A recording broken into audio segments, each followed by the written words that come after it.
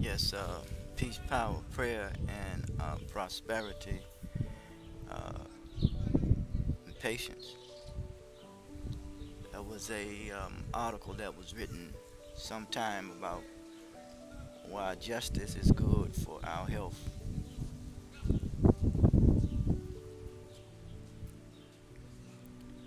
And in this article, it was talking about the social determinants of health and inequality. Certainly, when there is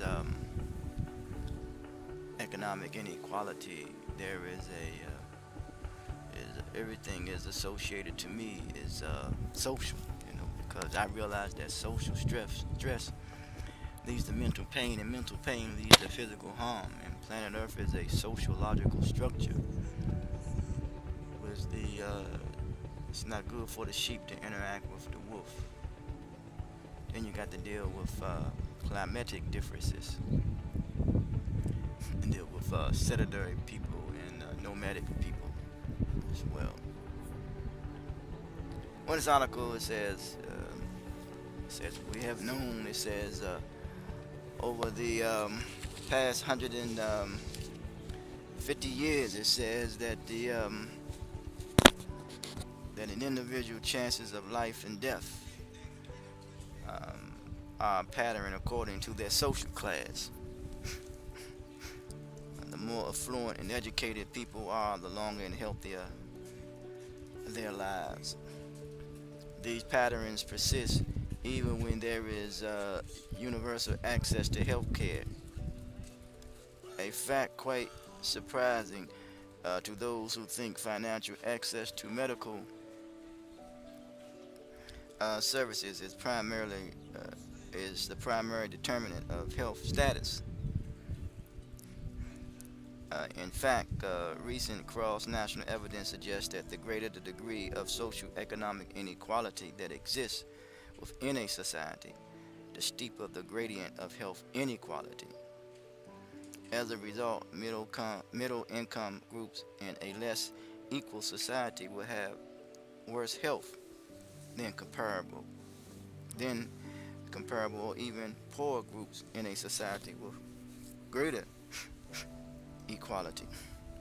Of course, one cannot infer causation from correlation, but there are plausible hypotheses about pathways that link social inequalities to health. Even if more work remains to be done to clarify the exact mechanism or mechanisms, it is not unreasonable to express here about the social determinants of health.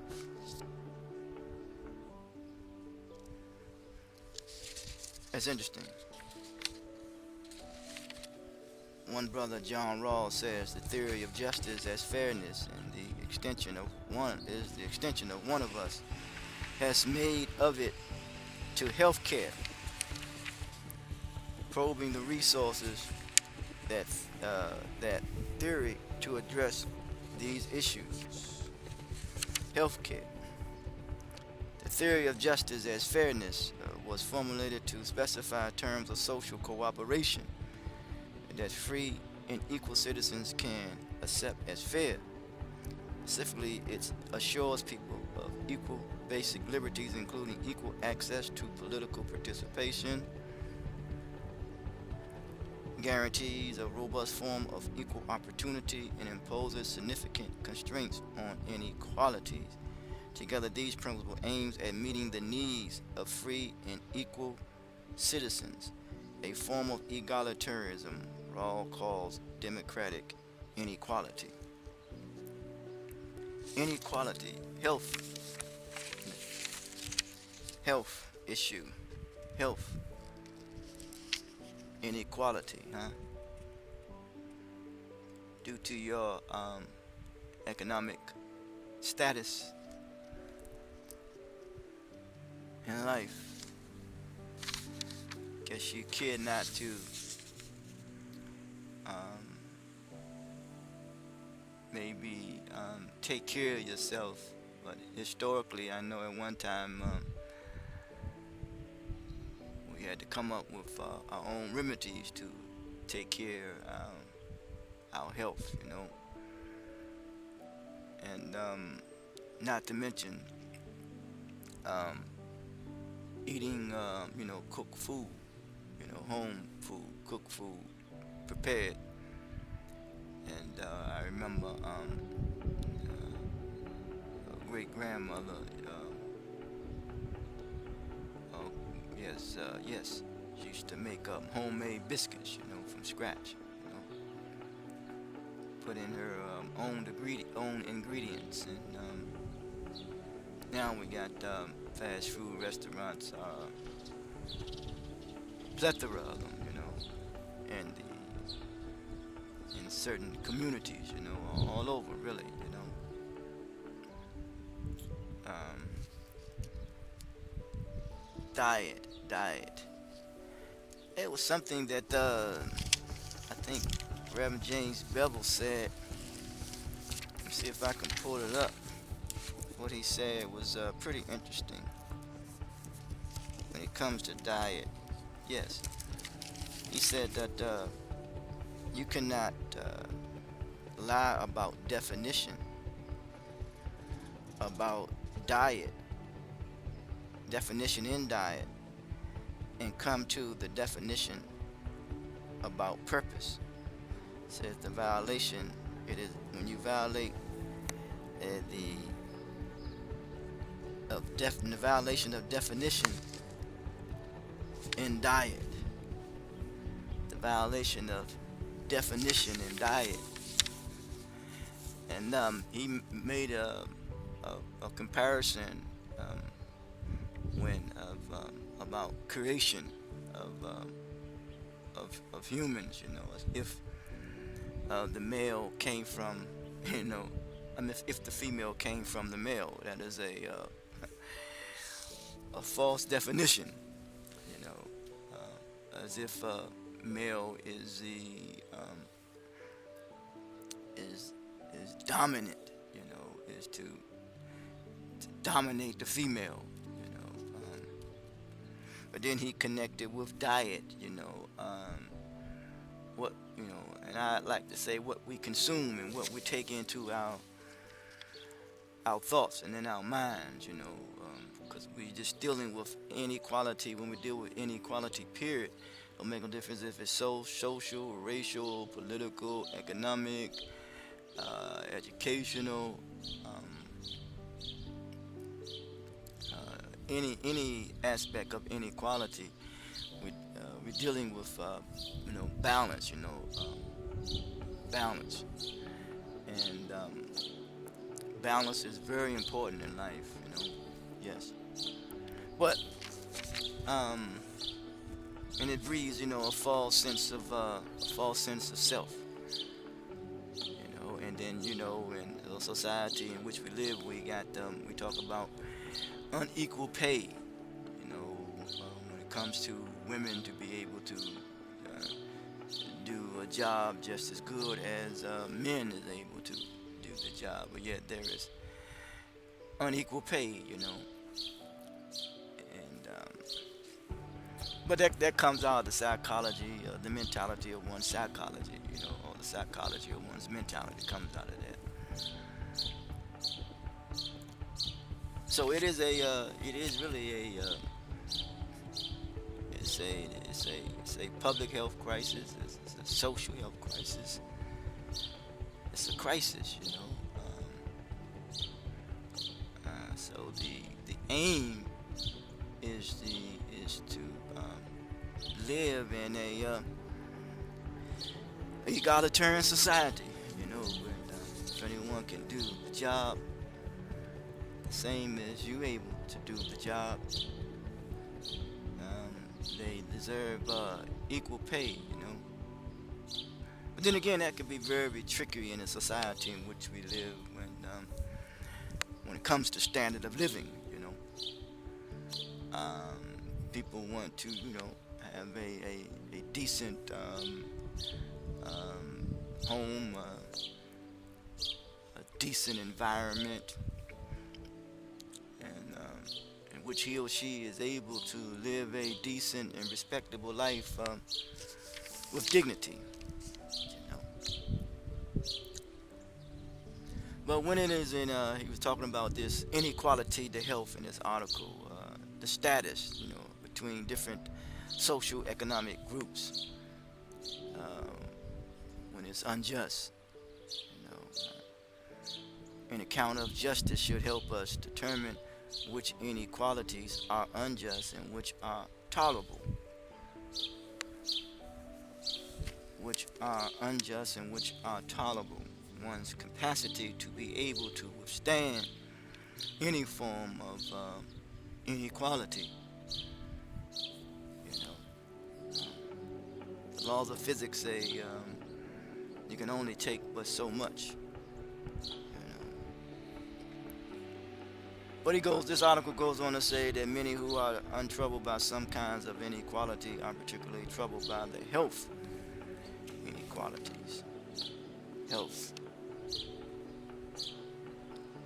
Says, for example, it is often claimed that permitting economic inequality provides incentives to work harder and thereby stimulating growth that will ultimately benefit the poorest groups. To whom must these trade-offs be acceptable? The trade-off. What is the trade-off?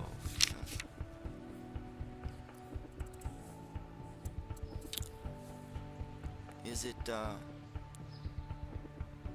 what is the trade-off when it comes to permitting economic inequality provide incentives to work harder? I mean, what is the trade-off? When you work harder when in society in which society in which we live gives you what they call a minimum wage. Now they kind of say a livable wage. That means you were not even you're not living. That you were not living the first place. You were just that your living arrangements was minimized as opposed to maximized. Yes.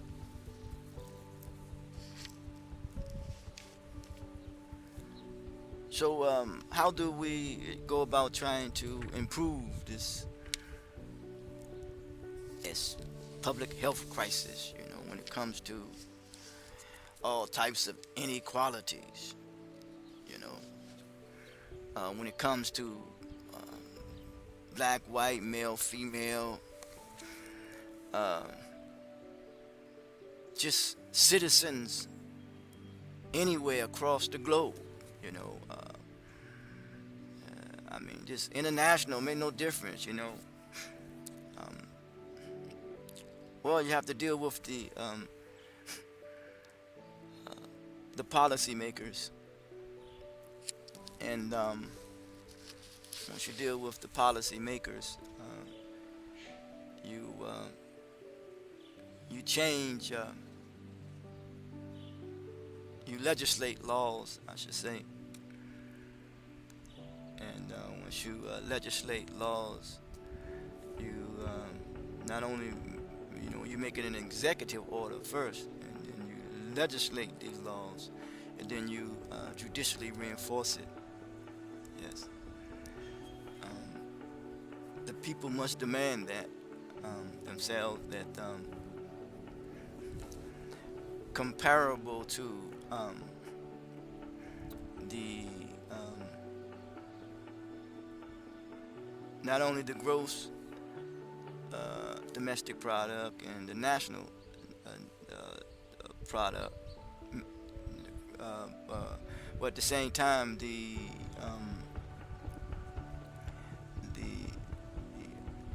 wealth that people have acquired and attained. Is it in the use of it thereof? Is it more? Do you have more than enough, or is there never enough? Because the only disease that cannot be cured is greed. So this health inequality, this class or social, political, and being able to live a more healthier and productive, meaningful life is contingent upon the mindset of the public officials. Yet then again, it's also contingent upon the extent of the influence that society has on the people, or a group of people who are dealing with this, when it comes to social economic inequality, and it comes to this health inequality, in that which affects their decision making, um, and getting the proper attention that they need when it comes to their health crisis and their decision making process, and the diet, and the definition that they have uh, about themselves. So there was a book out by Young Elijah Muhammad called Eat to Live, and so we must be in good companionship with good people, whereas the decisions that we make in life will be healthy decisions. And people just want to live a meaningful, decent, and respectable life. But the social economic inequality that exists, because the system, any system that has structural inequality built within the system, and the results, is going to be there is going to be inequality that's going to come out of it. Yes. So once again, what places an individual in or a group in a position, whereas that they do not make healthy choices and healthy decisions.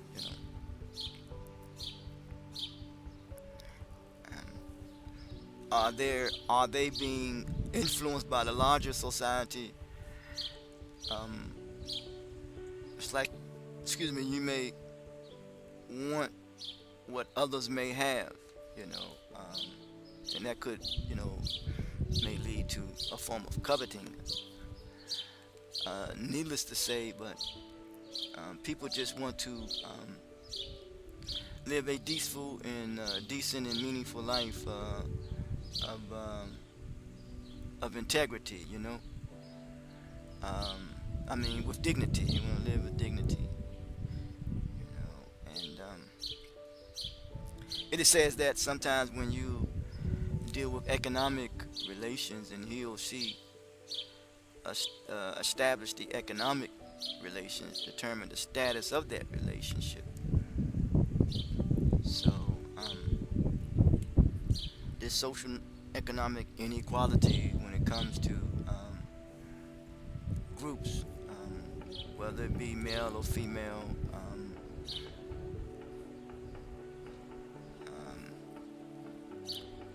those who work on the farm, and those who are in the medical profession, or any form of profession that it is that the farmer is just as valuable to as the medical profession. Both have a job to do, and providing the best of service for the betterment of humanity. you know and needless to say that think someone said, should you want to get mad at the beggar, or should you eradicate what produces the beggar? So we have to bring some closure to this social economic inequality. Yes,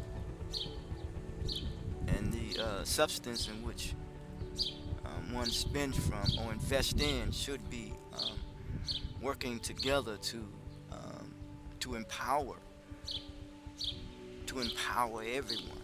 You know what I'm saying? Or create programs and institutions, um, developing the necessary skill sets that will empower people. Um, there are people who did that through learning a trade or a skill, and um, needless to say, it's not so much important to empower the individual, but it is to empower um, us all. You know, that we can live an outstanding of living could be can be raised um, to a point where that the environment in which we live become a healthier environment, because the people become more productive and having meaning in life. The environment becomes more healthier. You know, there will be less tension. You know, minimizing civil unrest. You know, so we have to transform the theory of justice to something that is applicable. You know, something that is applied to overcome this health crisis when it comes to social economic inequality. And there are those who fighting for that, as I stated earlier, when it comes to women, you know,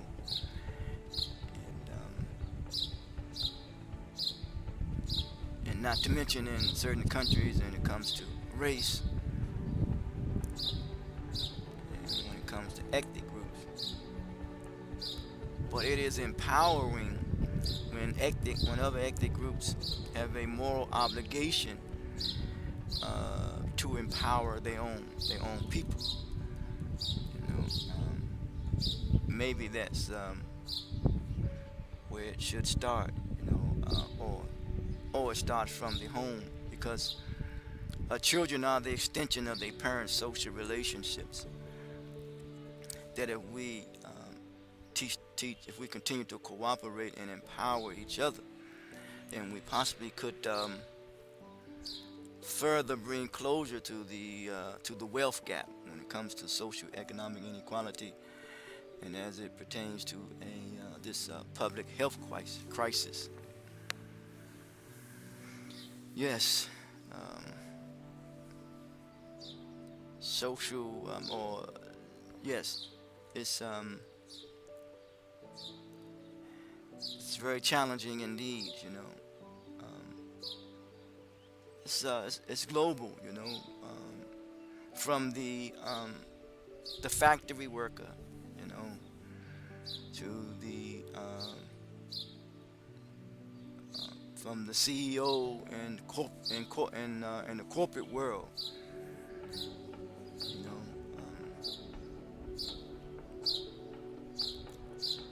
um, to what extent, how much can um, people tolerate? You know, and how much do you expect them to continue to tolerate this social economic inequality pertains to health, this public health crisis, you know.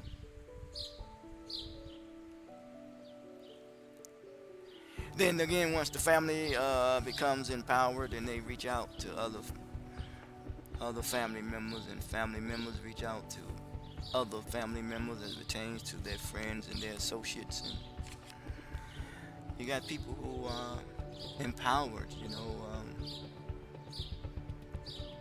economically, and I think that's healthy. That's really healthy.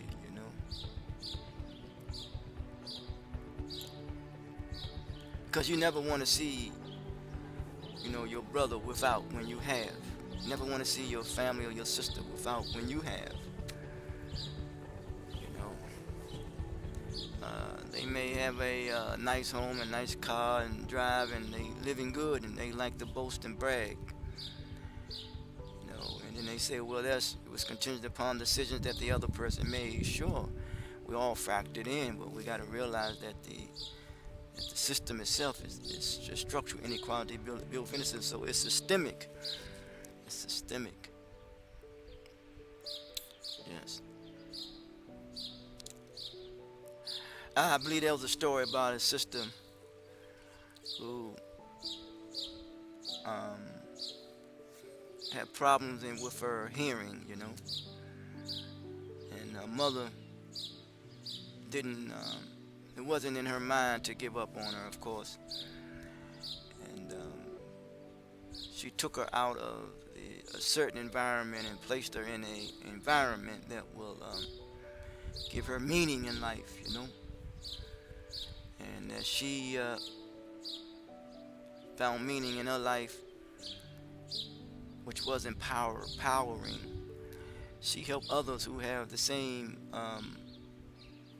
condition that she had, and she created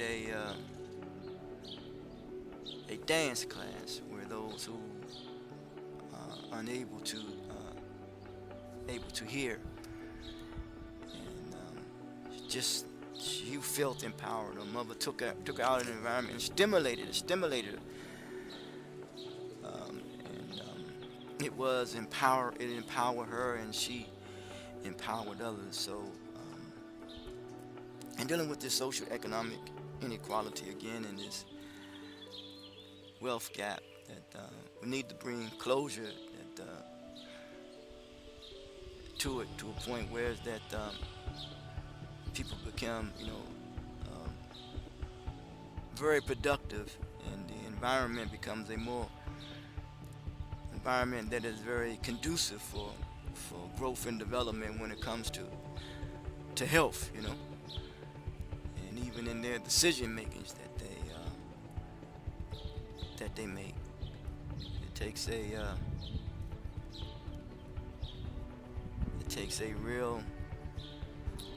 lot of determination by the people,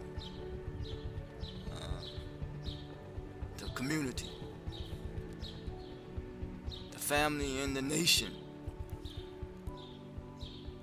that we could bring some closure to this health inequality or social economic inequality in the society in which we live, for the betterment of humanity. Yes. Common Humanity Mission, the Common Humanity Mission way. We always say give to the gift of social literacy, as we do our best to communicate with precision a clearer image to the world through understanding, tolerance, temperance, confidence, and respect. Our mission is to promote the value of self-worth. Until next time, talk to you.